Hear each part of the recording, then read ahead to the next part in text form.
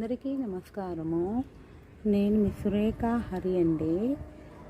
ఇది సోంపు చెట్టు అండి. ఇది సోంపు చూడండి ఎలాగుందో పచ్చిగా ఉన్నప్పుడు.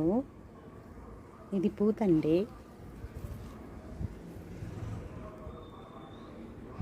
పూత వచ్చాక గింజలు వస్తాయి. ఎండిన తర్వాత ఇలాగుంటుందండి. అప్పుడు డైరెక్ట్గా యూస్ చేసుకోవచ్చు. జీర్ణాశయానికి చాలా మంచిది. అజీర్తి తగ్గుతుంది. ఈ చెట్టు గింజలు వేస్తే వచ్చాయండి. అందరికీ శుభం.